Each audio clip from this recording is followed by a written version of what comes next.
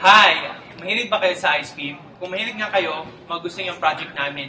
So we'll teach you how to make homemade ice cream with just sugar, vanilla extract, milk, ice, 3 Ziplocs, salt, and hand cloth. Handa na ba kayo?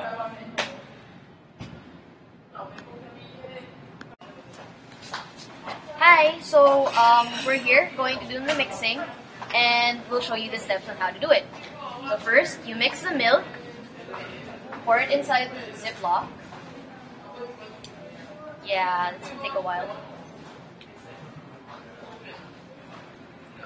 Keep pouring until like probably half, yeah. Keep pouring.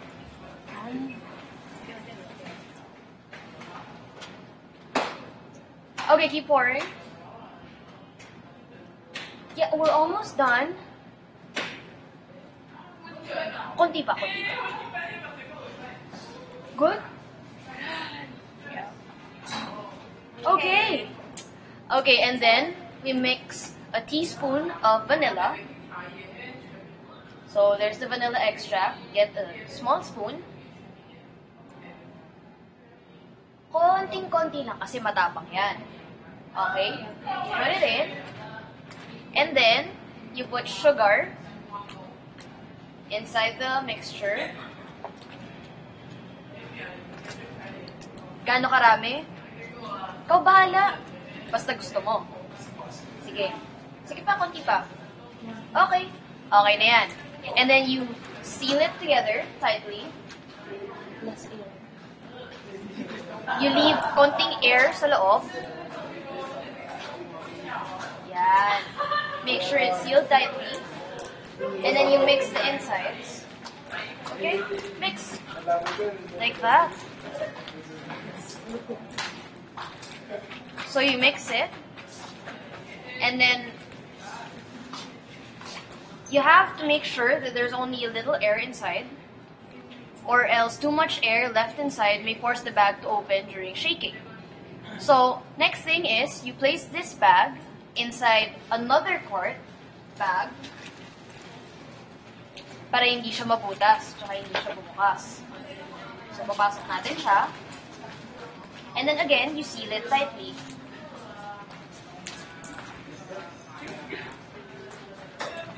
By double bagging it, we don't risk the salt and ice leaking inside the ice cream kasi syempre ayaw naman natin na maalat yon. Next is, ito na lang. You put the ice cream inside the ice. Ayan yung ice.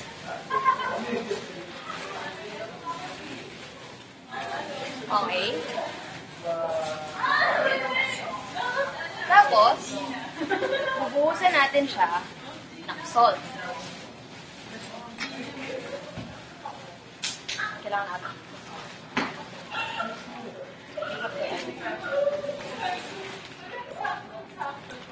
So dito, tapos bubuhos natin yung ice sa loob.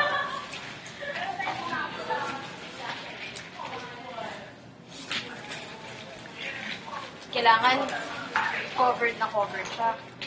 So for the whole piece.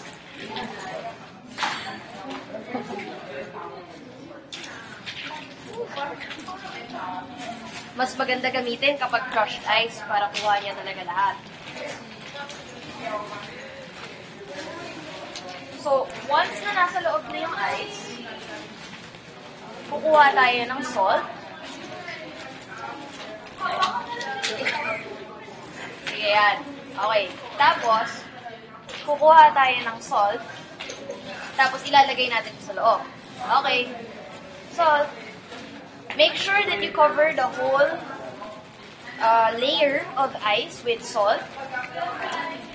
Kasi that's where the magic happens. Diba? Tama. Okay. Sige pa. Yan. Sige, dun. Yan. Yan. Okay, tama na. Huwag naman too much. Sayang naman yung salt ninyo sa bahay.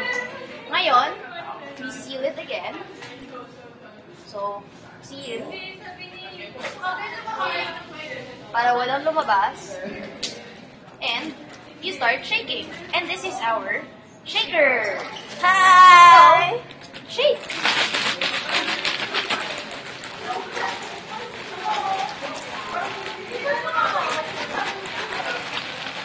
Kailangan na tapos na.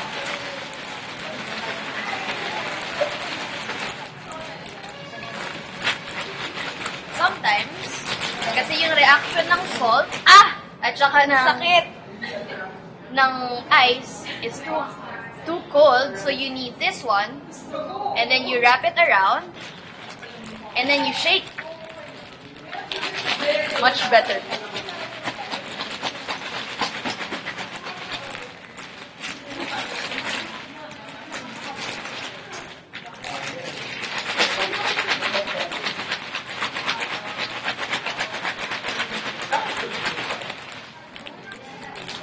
Medyo tumitigas na.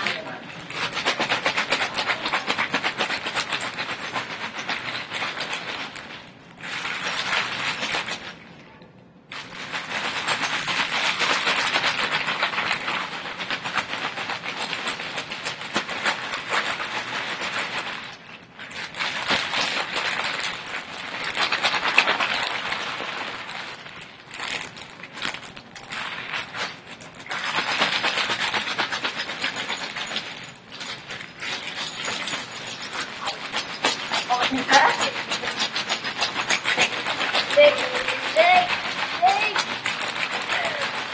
shake. Okay na ba? Check natin.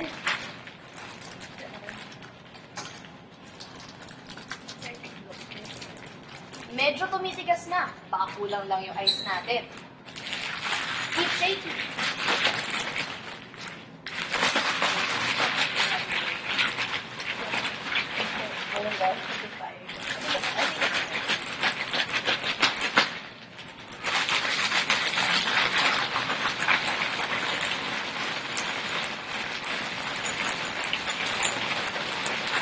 Sige nga.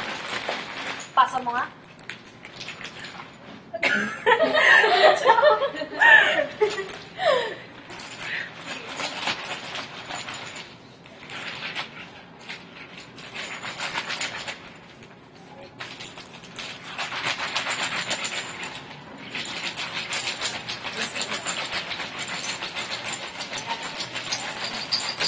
O sige nga, pasa mo nga ulit.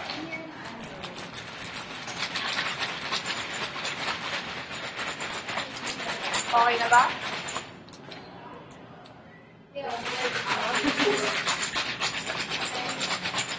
O sige nga, ako naman.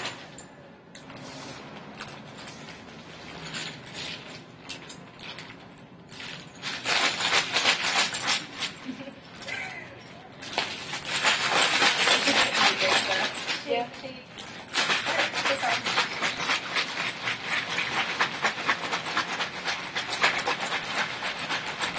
Okay na ata to. Sige nga, check natin yung ice cream natin. Malapit na.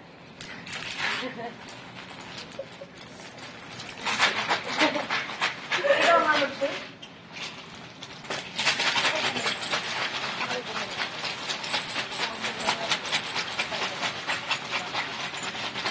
Kung sa 6th floor, siguro na start out. Kasi ba na mga Espanyol sila?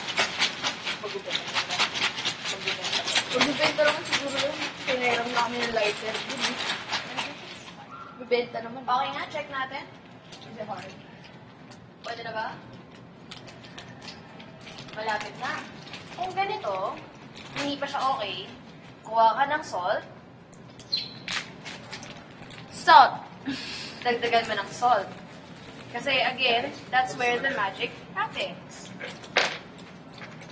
So you seal it again. And start shaking. Don't forget the hand cloth. Shake.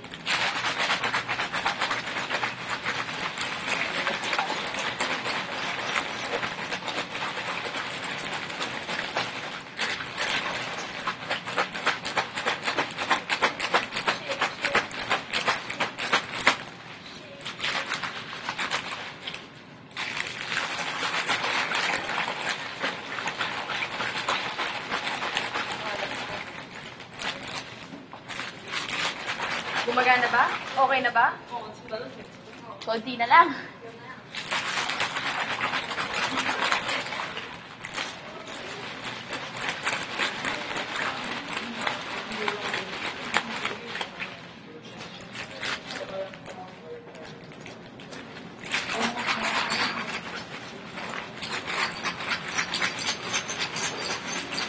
Check natin.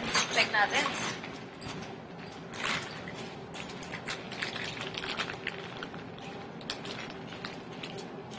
Okay. Tumigas na siya. Huwag sobrang tigas kasi masakit sa ngipin eh. Okay na to. Okay. So, i-take it out. Dual purpose yung ating hand cloth. Makita mo na mas tumigas na siya.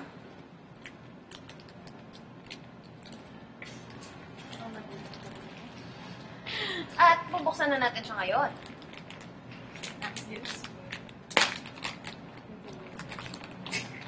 Lalabas natin yung nasa loob. Yeah. Tapos, titikman na natin siya. Titikman na natin siya. Yum! Are you ready to try? Are you ready?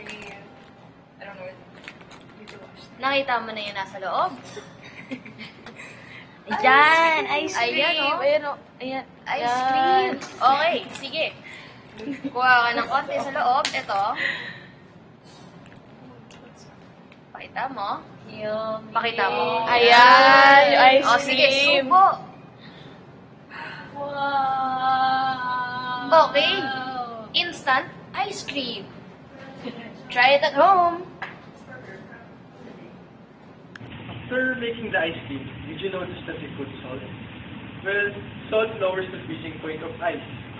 This means that ice will retain its form, thus giving the mixture enough time to absorb the coldness of the ice, which means that your ice cream will remain in its form. So you can enjoy your ice cream, and you can also bring it anywhere as long as there is ice and salt.